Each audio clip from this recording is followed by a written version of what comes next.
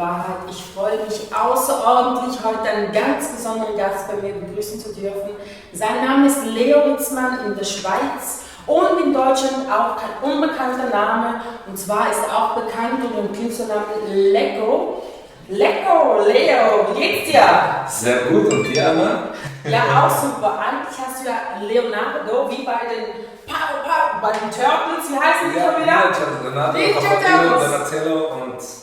Ja, genau, ich weiß, das Autospiel, genau so. Du hattest schon so die Ehre für diverse Stars wie Rihanna, Kelly Clarkson und Taylor Swift zu singen. Wie kommt das? Ich habe bei Popstars mitgemacht damals, vor 10 Jahren jetzt, 2009 war das, ProSieben. Ja, dadurch bin ich zu Rihanna gekommen, Taylor Swift und so. Ja.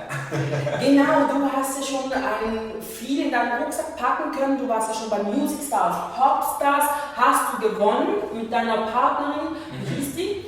Vanessa Meisinger hieß sie. Wie hieß die Band? Sam and Annie. Ah, ganz cool. Auch hast du schon moderiert Freakish Nightlife, eine Sendung. Die es gab, bei einem Film hast du mitgespielt, die Lasst die Alten sterben. Und bei der Soap, die Chartsbreaker, bei RTL 2 warst du ja auch dabei. Genau, ich habe einiges gemacht im TV.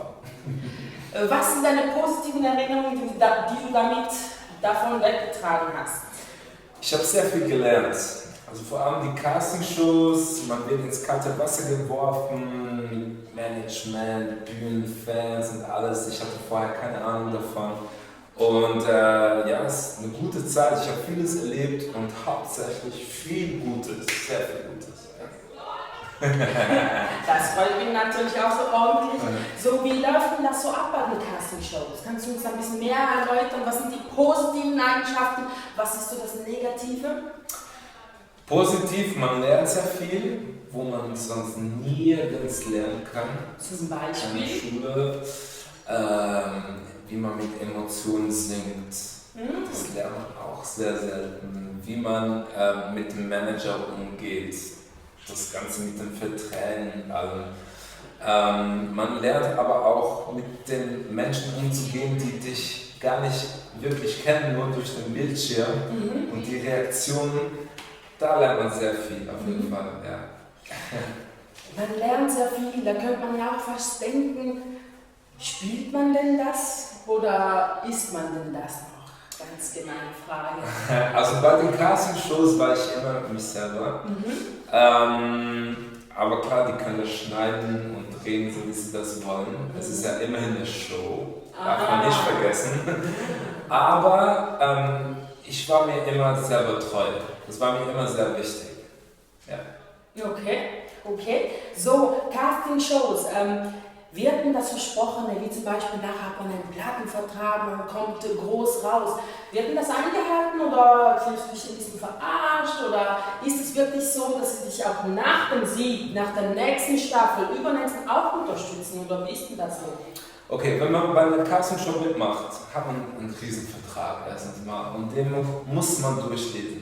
Schon vorher? Ja, ganz klar, bevor man mitmacht, also wenn man mitmacht, bekommt man den Vertrag. Mega wichtig, weil da steht, bei was du mitmachst. Steht hier nirgends, du wirst jetzt für immer berühmt. Weil wenn die Show vorbei ist, geht das echte Leben los. Und das ist halt was ganz anderes als eine TV-Show. So wie die Leute immer spekulieren, wurdest du da so eine Rolle reingedrängt vielleicht sogar? So. Bei Music Star, das war eine Castingshow in der Schweiz, ja, ganz klar. Das habe ich auch immer gesagt, weil die wollten mich so als Latin Lover verkaufen, weil ich Brasilianer bin. Aber das ist ein mega Klischee. Ja. Ich bin nicht so dieser Enrique Iglesias, weißt du? Ich bin mehr dieser, kann man dem sagen? Ja, ein süßer Teddybär. Nein, ja, keine Ahnung. Auf jeden Fall nicht so dieser typische Latin Lover. Und da habe ich mich nicht so wohl gefühlt. Weil mir ist wichtig, dass ich mich selbst sein kann. Ganz kurz nochmal, bei Popstars hast du ja den großen Sieg holen dürfen. Wie war das denn so der Moment, wo du da stehst und weißt, okay, ich hab's gerockt. Was geht da in einem vor? Meinst du beim Finale, nachdem er gewonnen hat? Okay. Ich habe es nicht geglaubt. Nicht? Man sieht es auch auf den Aufnahmen, wo die sagen, wer gewonnen hat, Leo Vanessa. Ich mach so, nein, das kann nicht sein, weil ich dachte nicht, dass ich gewinne. Oh. Weil wir waren nicht die Favoriten. Ihr wart nicht, Wir waren nicht die Favoriten. Gibt es denn so quasi Favoriten, du hast ja schon gesagt, du wurdest bei Music Stars so in eine Rolle gedrängt. Gibt es denn da schon Favoriten? Merkt man schon, oh okay, ich habe vielleicht nicht so Chancen, wie ich mir auch hoffe.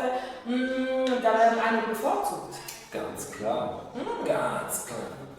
Weil, das siehst du, okay, dieser Kandidat hat ein Cover-Shooting gehabt für dieses Magazin, aber ich nicht, zum Beispiel. Oder irgendwie die Leute, die bei dieser Person dringen die viel mehr durch, als wenn ich auf die Bühne komme. Okay. Das haben wir als Kandidaten schon gemerkt. Okay. Und wir wussten, okay, wir sind jetzt vielleicht nicht so von Anfang an die Favoriten gewesen. Wir waren so ein bisschen die Underdogs in dieser Staffel. Okay. So Und da war es umso schöner, dass wir gewonnen haben. Super. Also du hast jetzt auch den Plattenvertrag von Popstars dann bekommen, ist das richtig? Auf jeden Fall, genau. Du hast ja, wenn du gewonnen hast, hast du einen Vertrag und darfst dann Musik veröffentlichen. Das haben wir ja gemacht. Arbeitet ihr denn noch mit denen zusammen, mit der Plattenfirma? Nein, wir arbeiten nicht mehr mit der Plattenfirma zusammen, weil das ist schon sehr lange her.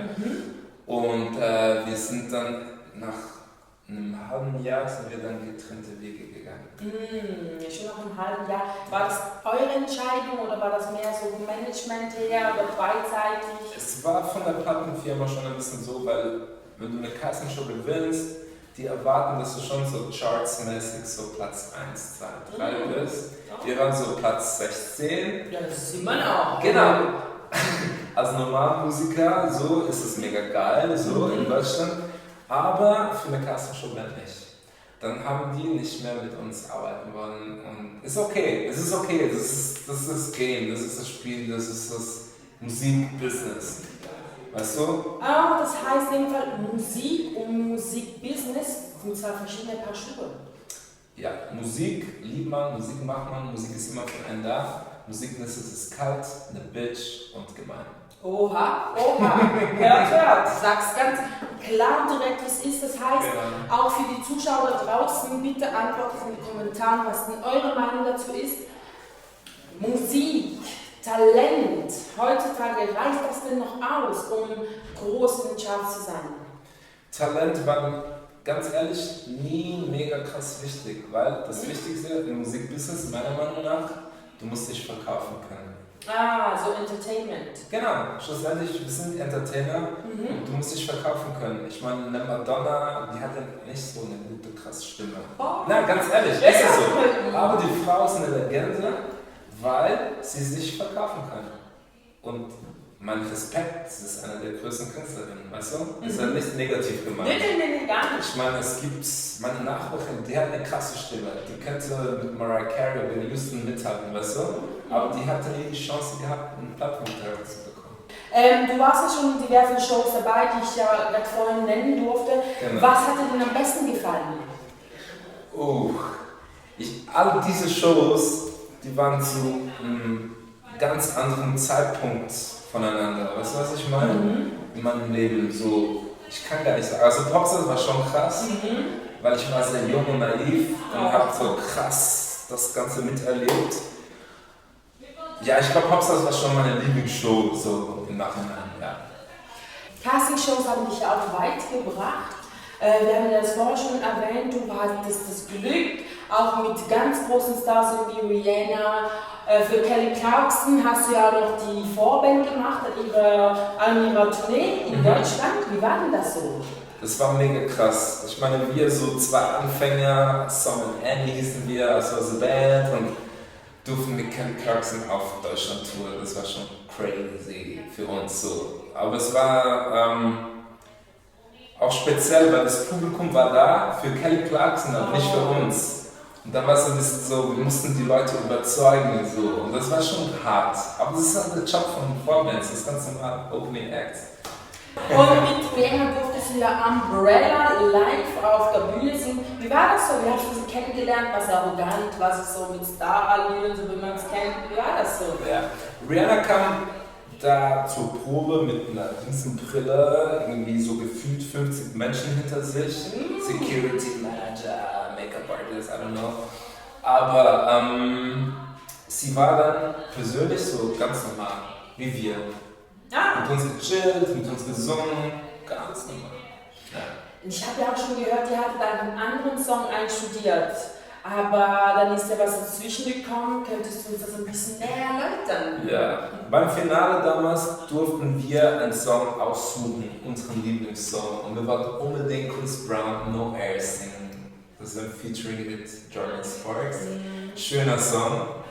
Aber dann hieß es, nee, Rihanna kommt vorbei. Und da war gerade diese Story mit Chris Brown. Rihanna, wir kennen da alle diese Story. Aber dann mussten wir einen anderen Song aussuchen.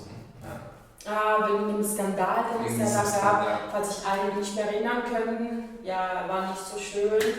War nicht so prickelnd mit der Prügelei, kann man so sagen.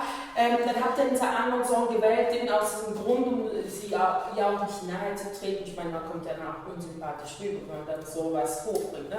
Genau, und irgendwie ist es halt der Stargast, ja. Und es geht auch ein bisschen um Respekt, oder? Ja.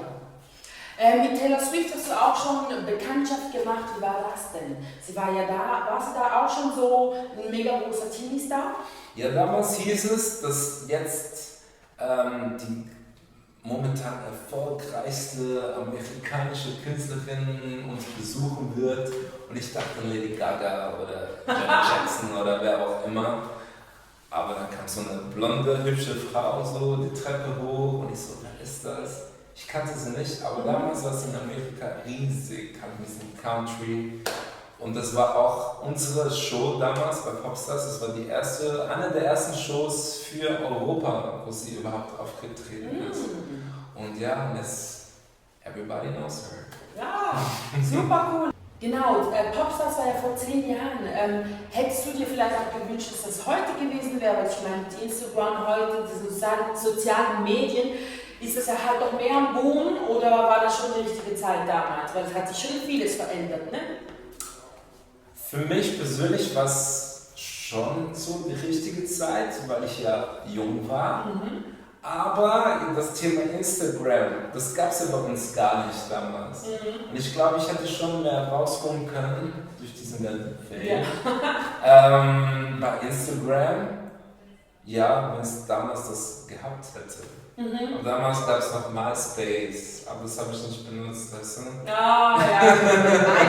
Netzwerk und alles, ne? Ja, genau. Ja, das stimmt. Aber ja, ich glaube, es wäre schon ein Vorteil gewesen, gäbe es Instagram schon. Und auch an euch, die lieben Zuschauer, bitte schreibt da unten in die Kommentare hin, ob ihr auch denkt, ob sich das im Laufe der Zeit fest verändert hat. Genau, ihr habt ja schon 2 Aufgaben. Da zu notieren und eure Meinung zu sagen und weiter geht's mit den Medien, Tricksen und Verdrehen und alles. Hast du das auch schon so mitbekommen? Ganz ehrlich, ja, sehr oft. Sehr oft. Also sie haben immer versucht, ich habe es auch gemerkt bei Interviews, mich irgendwie in eine bestimmte Antwort zu drängen, wo ich eigentlich gar nicht sagen wollte, aber ich habe es immer gecheckt und ich so, was ist los, weißt du? So, ja, und es gab auch schon Berichte, wo ich so denken musste, okay, das bin ich nicht. Weißt du, wenn sie wirklich Lügen geschrieben haben, so. Das gab es ja wirklich. Aber, what you wanna do? Also es ist wirklich, ja, man muss darüber stehen. Hast du denn auch etwas gekontert? Muss man denn auch immer alles kontern, wenn etwas nicht stimmt? Hätte es damals Instagram gegeben, ganz klar hätte ich Videos gemacht und gesagt, guck mal, diese Frau Müller, diese Journalistin von Blablabla Zeitung, hat eine Lüge geschrieben und das stimmt nicht. Klar hätte ich Stellung dazu genommen. Aber damals war es so, ja komm, lohnt sich das überhaupt? Wenn mich jemand gefragt hat, klar habe ich dann ehrliche Antwort dazu gegeben, aber ich muss jetzt nicht wirklich zu jedem was kommentieren. Und ich habe auch extra nicht immer alles gelesen. Genau aus diesem Grund. Bezüglich Medien, du warst ja auch bei Oliver Pocher zu Gast natürlich und bei Stefan Raab. Also wir wissen ja, dass beide ein bisschen ja frech sind und so. War das ein bisschen tricky oder wie war es denn so, bei denen in der Show zu sein? Ich war mega aufgeregt, vor allem Stefan Raab, weil ich bin ein mega Fan. Oh. So, ich habe es immer geguckt so und dann steht er da vor dir, aber der Typ ist echt mega cool. Oliver Pocher, über den kann man sich streiten. Ich mag den Typ, seinen Humor gar nicht. So. Aber das ist Geschmackssache. Ist er mega groß, er hat seinen Erfolg mit dem, was er macht, mega cool. Aber ist nicht so mein Ding.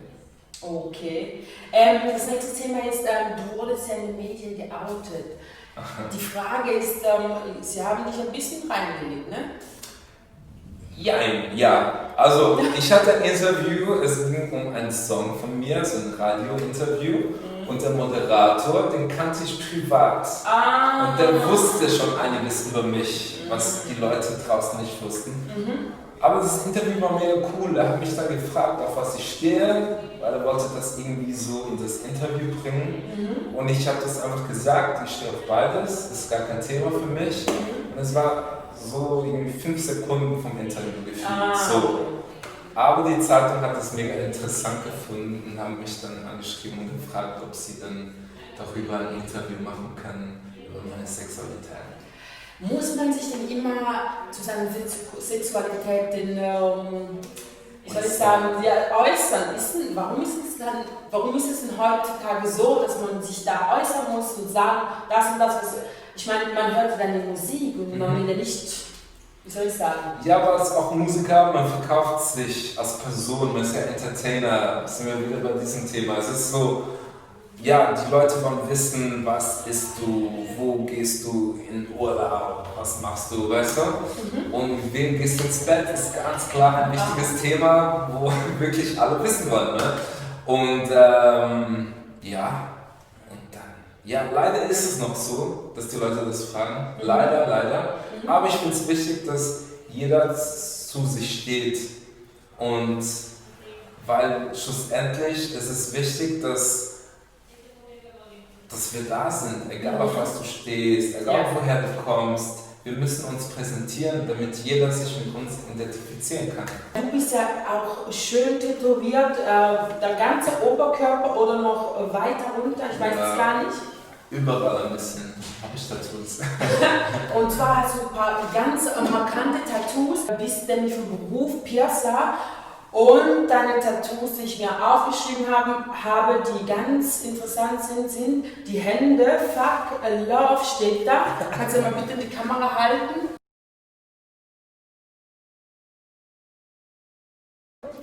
Ich sage Fuck Love, das kann man ja verstehen, wie man möchte. Was heißt das denn für dich?